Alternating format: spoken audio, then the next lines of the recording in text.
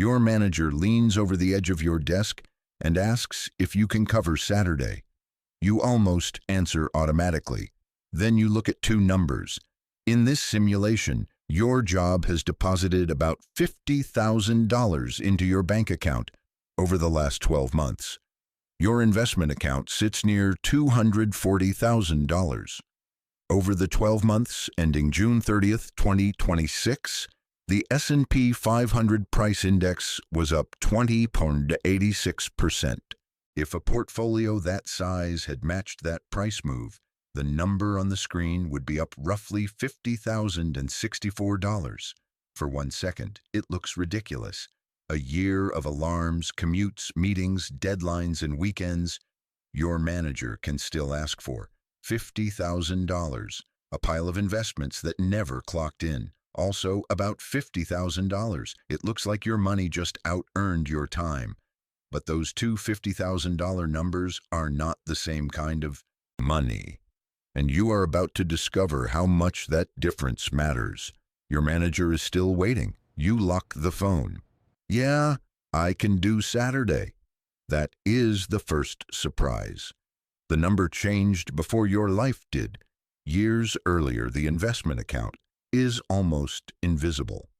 You contribute, you go to work, you buy groceries. You replace the same cheap things when they break. Same apartment, same parking space, same chipped corner on the kitchen table. The balance grows in a place nobody else can see. 2 desks away, a coworker who started around the same time gets the first meaningful raise in your group. A few months later, he moves. Then he replaces his car. His life looks different because his progress has doors, keys, and a parking spot. Yours is still a number on a screen, and for a while, that matters more than you want to admit. You can invest for years and still feel like the person who has not moved. Then the account reaches the neighborhood of $240,000, and the market gives you the kind of 12-month period that changes how money feels. The portfolio rises by roughly the same amount your job deposited all year. You know one number is salary and the other is market appreciation. Your brain does not care. It starts translating. $1,000 trip no longer looks like a week of work. It looks like a small fraction of what the account moved in a good month. A restaurant bill feels smaller. A flight feels smaller. Even a bad Monday feels smaller. Nothing outside your head has changed yet. That is what makes the feeling dangerous. The portfolio has not replaced your salary. It has only made the salary look replaceable. Then you put the same account inside a year like 2022. The S&P 500 price index fell 19.44% that year. On $240,000, a decline of that size is about $46,656. Almost a full year of take-home pay disappears from the screen. You are still employed. Your direct deposit still arrives. Your manager still wants Saturday, but the thing that looked like a second paycheck has just produced something that feels like a negative one. The illusion breaks fast. Your coworker's raise suddenly looks solid. His income did not disappear because the market had a bad year. Your portfolio can move backward while you are doing everything right. That night, you open the account again, then close it, then open it again. The number has not changed enough to justify checking twice. You check anyway. This is the part nobody puts in the fantasy. A portfolio can make your job look small in June and make itself look unreliable by December. So the question changes, not how much did the portfolio make, how much of your life could it actually carry? Run the fantasy through a harsher test. Morningstar's current retirement income research uses a 3.9% base case starting withdrawal rate for a 30-year retirement with a 90% probability of funds remaining under the portfolio conditions it studied. That is not a personal rule, and it is not a promise.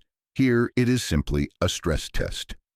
At $240,000, 3.9% is $9,360 in the first year. The account that can appear to gain $50,000 in a strong market year produces less than $10,000 under that specific long-term spending test. The first victory collapses.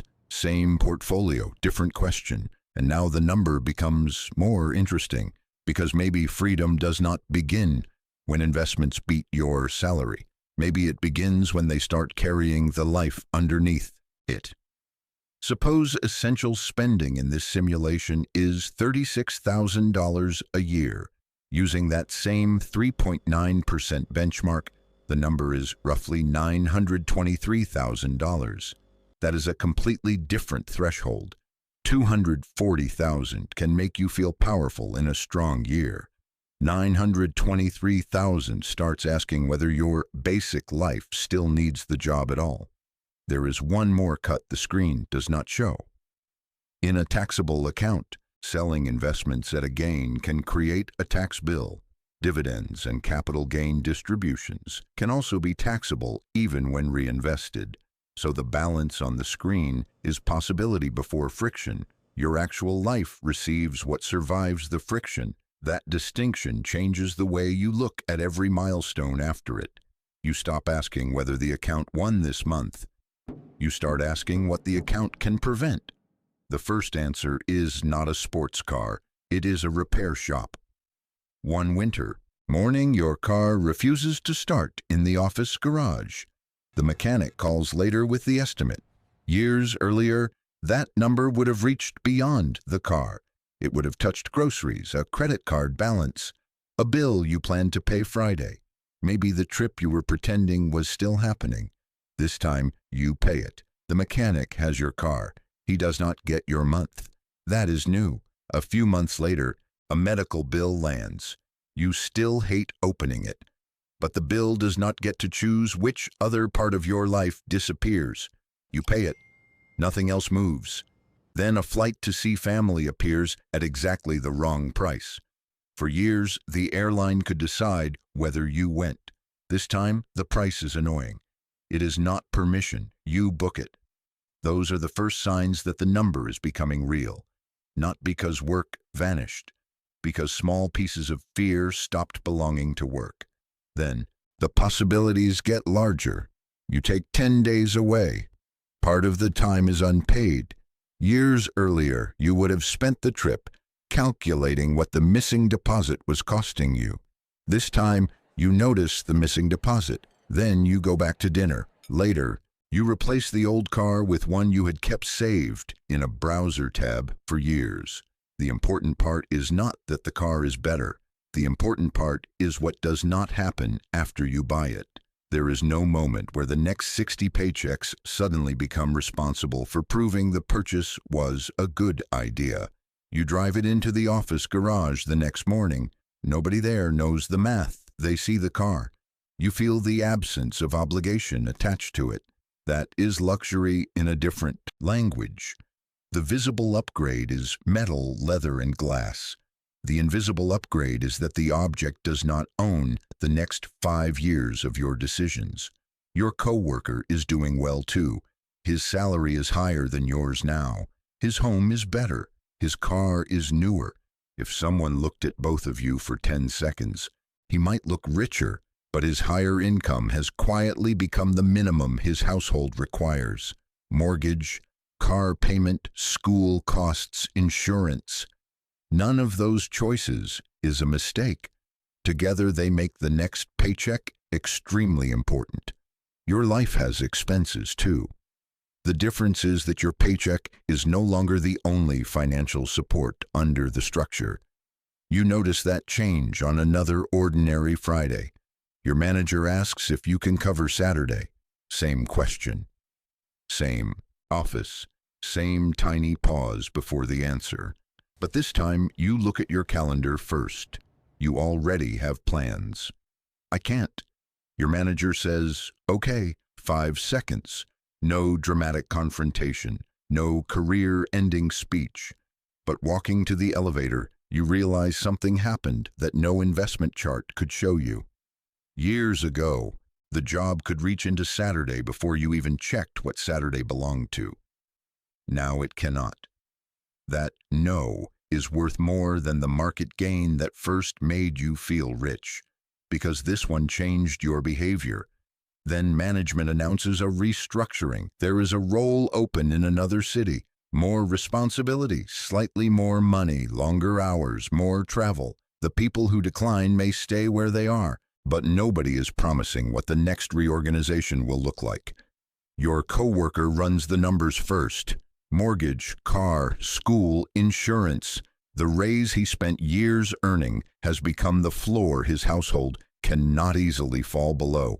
He accepts before the meeting is over. A week later, you are sitting across from a manager with the same offer in front of you. The paper lies between both of you. A few years earlier, your eyes would have gone straight to the salary. Now you ask about time, how much travel, how many weekends, what control do you keep, what happens if you stay where you are. The manager answers, then waits. This is the scene the portfolio had been building toward long before you knew it. Nothing about the manager's authority has changed. Your dependence has. Your investments do not have to beat your job this month.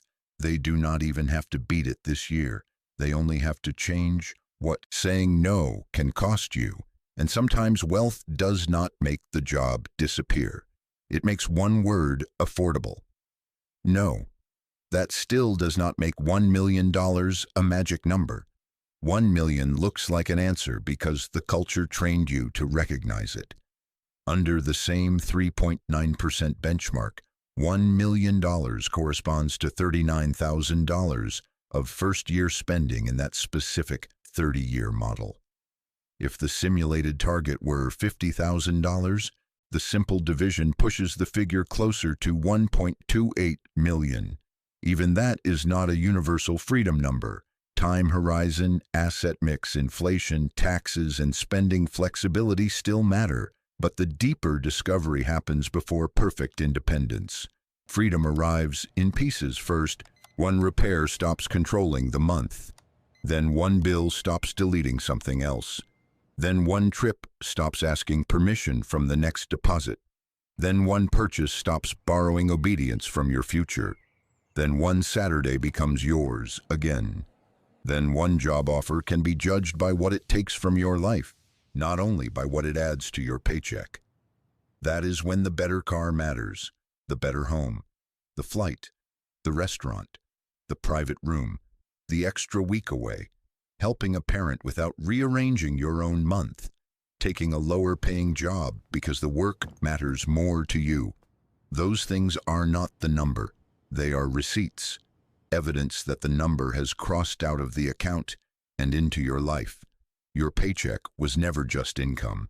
It was leverage over every decision that required the next deposit. Your portfolio was never just wealth. It was another source of support, slowly reducing that leverage. So the final number is not your salary. It is not the best year your investments ever had. It is not even the balance glowing on the screen. It is how much of your life still needs the next paycheck before you are allowed to say no.